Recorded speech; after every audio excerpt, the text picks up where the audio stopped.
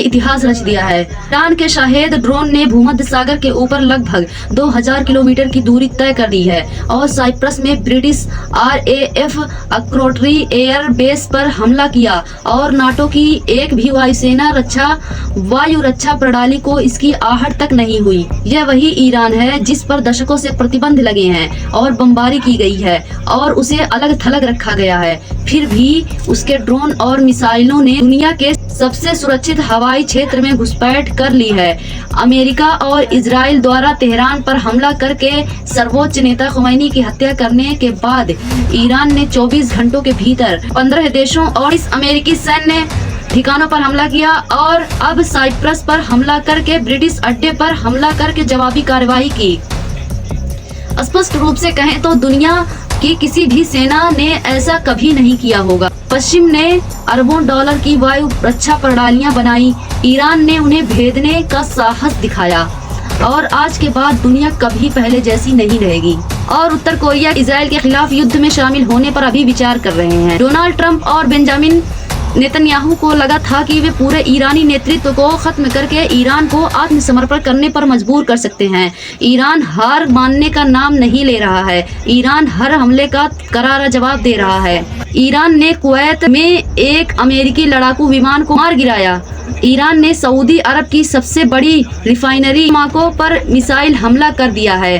Donald Trump और Benjamin Netanyahu तनाव में हैं। दोनों इस युद्ध में हांफने लगे हैं। अब नाटो भी ईरान के खिलाफ लड़ाई में उतर चुका है। ब्रिटेन, फ्रांस और जर्मनी के बयान जारी कर रहा है कि वे इस युद्ध में अमेरिकी तनाव में हैं। दोनों इस युद्ध में हांफने लगे हैं। अब नाटो भी ईरान के खिलाफ लड़ाई में उतर चुका है।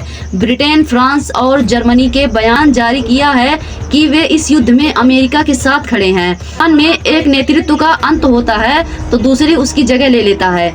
आदेश जारी है, युद्ध और जवाबी कार्रवाई शुरू है।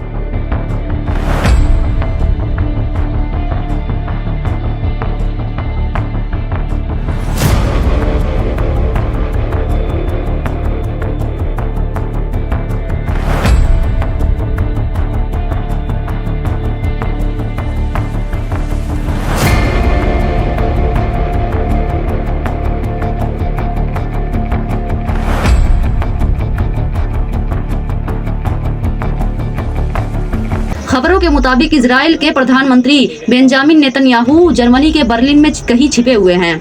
पाकिस्तानी साइबर समूहों द्वारा हैक किए जाने पर मोसाद डेटाबेस से प्राप्त नेतन्याहू के नवीनतम ट्रैकिंग सिग्नल डेटा से पुष्टि होती है कि वे जर्मनी में किसी बंकर में हैं। Under the agreement, for 70 days, and Hamas will release 10 Israeli hostages in to this proposal.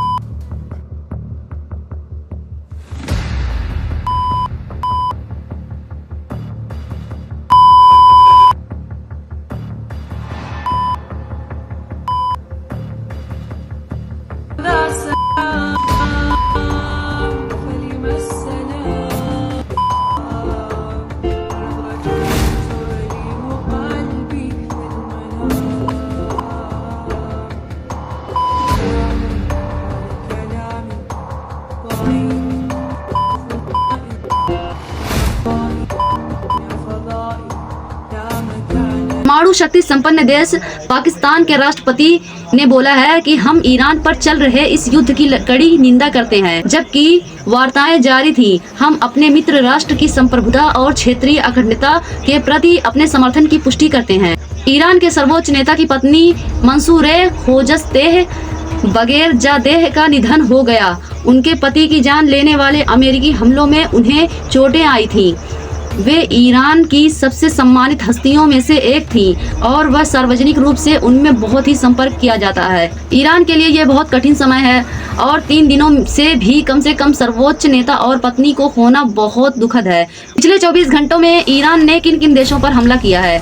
Number 1 Israel पर, अमेरिका पर, Arab, Qatar, Kuwait, Jordan, Iraq, Bahrain, Oman, Syria, Cyprus, France, Italy, Britain, इन देशों पर Iran ने drone हमले किए हैं और मिसाइलें भी दागी हैं। पाकिस्तानी रडार सिस्टम ने पाकिस्तान ईरान सीमा क्षेत्र के पास इजरायली लड़ाकू विमानों का पता लगाया है। पाकिस्तान हाई अलर्ट पर है। यदि इजराइल द्वारा हवाई क्षेत्र का उल्लंघन या कोई दुस्साहस किया जाता है तो इसका परिणाम इजराइल का विनाश होगा। ईरान की तरफ से खबर आई है कि ईरान के विदेश मंत्री ने कहा है कि आज हम अमेरिका को खुली चुनौती देते हैं कि हम 2 दिनों के भीतर ट्रंप को मार डालेंगे। संधि देख रहे हैं, यहाँ से अब तेल की एक बूंद भी बाहर नहीं जाने देगा ईरान, ये खुली धमकी दी है। सर्वेक्षण के अनुसार 70% से अधिक अमेरिकी मानते हैं कि राष्ट्रपति ट्रंप के शासन में अमेरिका नियंत्रण से बाहर हो गया है। अमेरिकी सीनेटर ने आधिकारिक तौर पर ट्रंप को पद से हटाने की मांग की है। ट्रंप के 2026 के पहले 3 महीने में क्या क्या किया है? ईरान के नेता अली खमेनी और उनकी पत्नी का सफाया, मादुरो का अपहरण, वेनेजुएला का तेल पर नियंत्रण, लेबनान में द्वितीय विश्व युद्ध को हरी झंडी दिखाना, डेनमार्क को धमकाना और विश्व स्वास्थ्य संगठन से अलग होना, भारत को टैरिफ की धमकी देना और कनाडा को धमकी देना, कोलंबिया में युद्ध की धमकी, मैक्सिको को सैन्य धमकी और इंग्लैंड में युद्ध की धमकी, गाजा में युद्ध विराम भंग करना और नाइजीरिया पर हमला करना और सोमालीलैंड पर हवाई हमले करना, सीरिया पर हवाई हमले और साहेल में अमेरिकी समर्थित आतंकवादी AES और ICE की हत्या। और अगर पूर्ण रूप से कहा जाए तो 8 यूरोपीय देशों को धमकी दी है। अब जो ये देख रहे हैं, इजराइल पर हवाई हमले शुरू हो गए हैं। इजराइल पर हमले में 600 मिसाइलें दागी गई हैं ईरान की तरफ से। रिसेंटली न्यूज़ के लिए हमें फॉलो करें, व्हाट्सएप और इंस्टाग्राम के चैनल से भी जुड़ें ताकि हम आपको सच से रूबरू करा सकें।